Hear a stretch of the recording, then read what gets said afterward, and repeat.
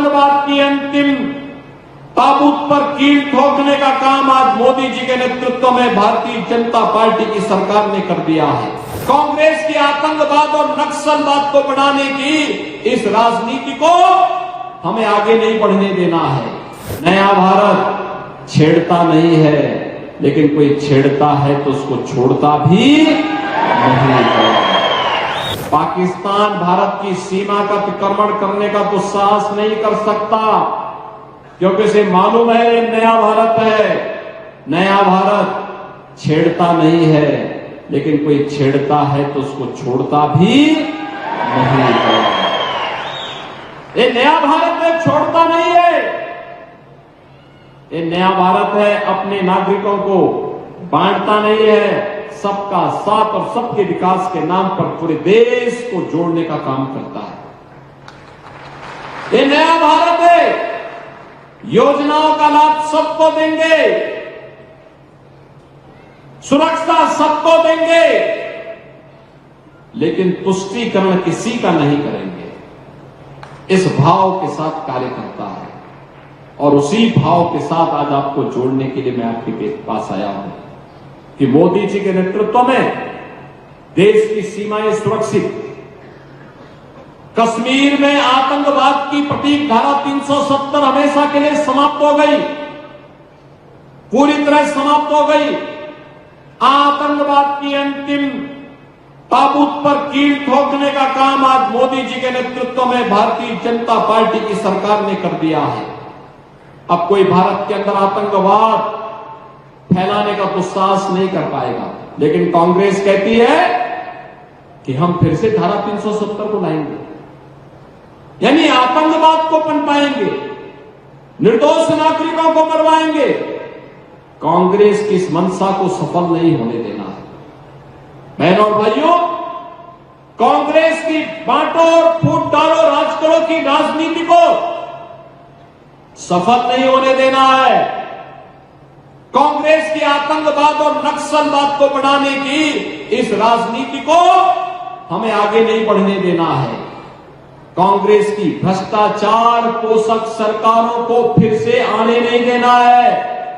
यही कहने के लिए आज मैं आपके पास आया हूं, आपसे कहने के लिए कि आज तो आपने देखा होगा ये महायुति गठबंधन की सरकार अब तो पहले से मोदी जी के नेतृत्व में पूरे देश के अंदर 4 करोड़ लोगों को एक एक आवास मिला, 10 करोड़ गरीबों के घर में शौचालय बने, 10 करोड़ लोगों के घर में उज्ज्वला योजना का रसोई गैस का फ्री में कनेक्शन पहुंचा, 12 करोड़ किसान पूरे देश के अंदर प्रधानमंत्री किसान सम्मान निधि का लाभ प्राप्त कर रहा है, 50 करोड़ लोग आयुष्मान भारत में प्रतिवर्ष 5 लाख रुपए की फ्री चिकित्सा प्राप्त कर रहे हैं। और मोदी जी ने घोषणा कर दी, आदेश भी कर दिया है कि 70 वर्ष से ऊपर के प्रत्येक व्यक्ति को फ्री में उपचार की सुविधा उपलब्ध करवाएंगे। बहनों और भाइयों, पहली बार हो रहा है जब 80 करोड़ भारतवासी फ्री में राशन प्राप्त कर रहे हैं। एक नया भारत है, सुरक्षा भी दे रहा है, लोक कल्याण और गरीब कल्याणकारी कार्य भी कर रहा है। इंफ्रास्ट्रक्चर के लिए भी हाईवे बन रहे हैं, रेलवे का विस्तार हो रहा है, नए नए एयरपोर्ट्स बन रहे हैं, IIT, IIM, AIIMS, 1 district 1 medical college, हर घर नल की योजना भी क्रियान्वित हो रही है। यानी विकास के काम भी है तो विरासत का सम्मान भी है। याद करिए, बाबा साहब डॉक्टर भीमराव अंबेडकर के पंचतीर्थ मोदी जी के नेतृत्व में बने। याद करिए 500 वर्षों का इंतजार समाप्त करके अयोध्या में भगवान राम का भव्य मंदिर का निर्माण भी आज Bharatiya Janata party double engine सरकार के नेतृत्व में, मोदी जी के नेतृत्व में अयोध्या में स्थापित हो गया है। लगातार देश के अंदर विरासत और विकास का समन्वय सुरक्षा, समृद्धि और सुशासन के लिए ये महायुति गठबंधन भारतीय जनता पार्टी के नेतृत्व में जो कार्य कर रही है, उसी के प्रति आपको जोड़ने के लिए, आपका आह्वान करने के लिए आज मैं यहां पर छत्रपति शिवाजी महाराज की इस पावन धरा पर उत्तर प्रदेश की धरती से विशेष निवेदन करने के लिए मैं आपके पास आया हूं। बहनों और भाइयों, आप में से कितने लोगों ने अयोध्या में दर्शन किया? श्री राम जन्मभूमि पर रामलला के विराजमान होने के बाद कितने लोगों ने दर्शन किया? अभी कम संख्या है।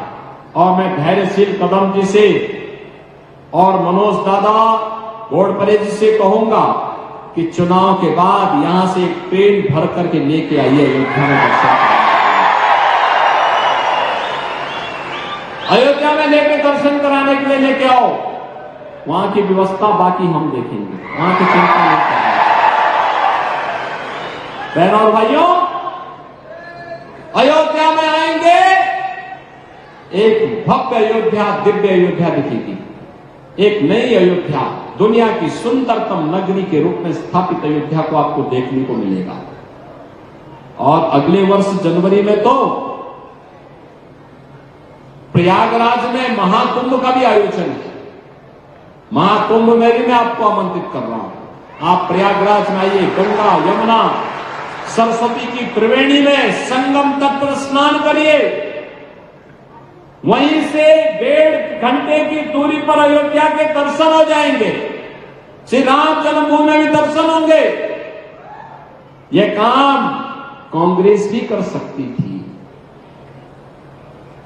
यह काम कांग्रेस भी कर सकती थी, लेकिन कांग्रेस के एजेंडे में कभी विरासत का सम्मान नहीं था। कांग्रेस के एजेंडे में कभी बेटी की सुरक्षा नहीं थी, बहनों का सम्मान नहीं था, उनका स्वावलंबन नहीं था, युवाओं का रोजगार नहीं था, अन्नदाता किसानों की खुशहाली उनके एजेंडे का हिस्सा कभी नहीं थी। और इसीलिए मैं आप सबसे कहने के लिए आया हूं कि विरासत और विकास का अद्भुत समन्वय हो, सुरक्षा, सुशासन और समृद्धि, इन्हें एक साथ जोड़कर आगे बढ़ाने का कार्य हो। ये केवल और केवल महायुति गठबंधन कर सकता है, क्योंकि प्रधानमंत्री मोदी जी उसे नेतृत्व दे रहे हैं और उनका मार्गदर्शन जो है